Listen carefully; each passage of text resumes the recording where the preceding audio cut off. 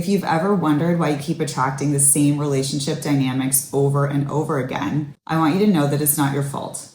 It's actually programming in your subconscious mind that's having you seek what's familiar. Let me explain.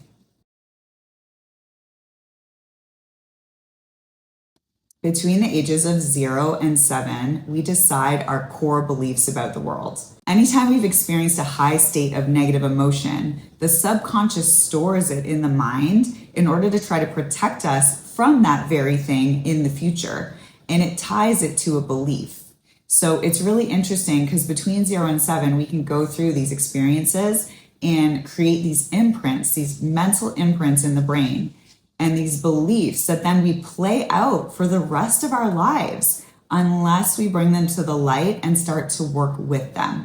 We might have beliefs like, I'm not lovable, or I have to do everything alone, or I have to be perfect to be loved, or it happens for everybody else, but it doesn't happen for me, or I'm not worthy, or people always leave. Whatever the beliefs are, they are stored in our subconscious, and we are actually going to project them out onto the world and then react to them. So we'll project out the belief, I'm not worthy. And we could have 100 people in front of us, and 99% of them would reflect back our level of worthiness, but we'll find the one. We'll find the one that confirms that belief in our subconscious that I'm not worthy.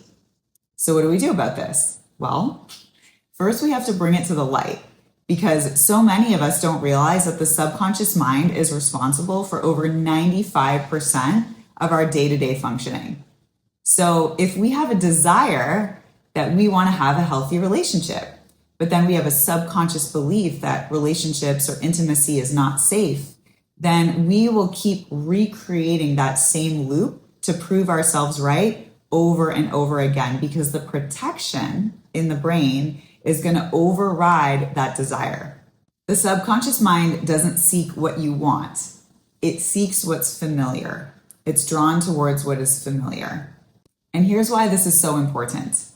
We will keep recreating these beliefs over and over again, right? So if we have an abandonment wound, for example, we will actually subconsciously behave in the very way that will result in people leaving. It can sound a little scary, but it's actually important because if we don't know these things, we're not aware of them, we're going to keep recreating them. So the first step is really bringing it to the light. What's the experience that you keep having?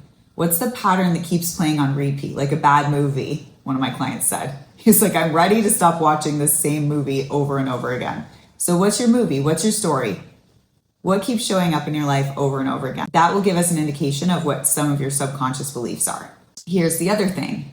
Life will keep showing us wherever we need healing. This is not bad or wrong, but if we keep having the same experience and it's creating pain, it's because that pain within us really wants to be supported, really wants to be healed, really wants to actually alchemize and shift so that you can have a new experience. Life loves you so much that it will keep showing you.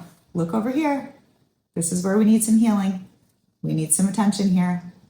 Can you be loving to that part of you rather than making it wrong?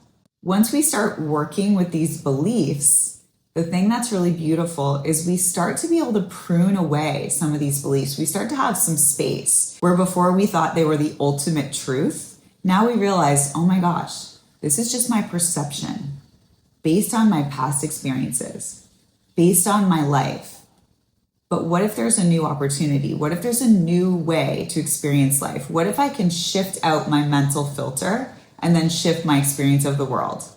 Because you can. So as we do some of this work, we actually prune away some of the old wiring in the brain that's creating evidence for these stories. And then we step into some new wiring, a new way of experiencing the world.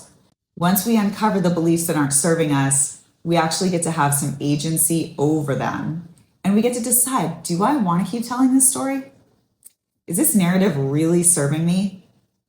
If it's not, then what story do I want to tell? What do I want to experience? This is a big part of the work that I do with my clients, and this is a big part of why this work is different than traditional talk therapy.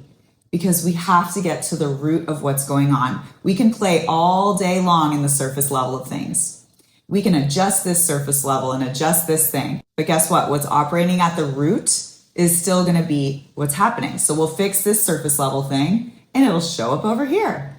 So we'll leave this relationship and we'll go over here and we'll have a similar experience, because wherever we go, there we are. We're bringing our mental filter with us wherever we go. If you're finding yourself in a loop or in a certain pattern that you can't seem to shift, it's okay. It's all part of it. It's wanting to be healed. It's wanting to be shifted. So I want you to know that it's totally possible to rewire your brain and have an entirely new experience, no matter how long you've been playing the same movie.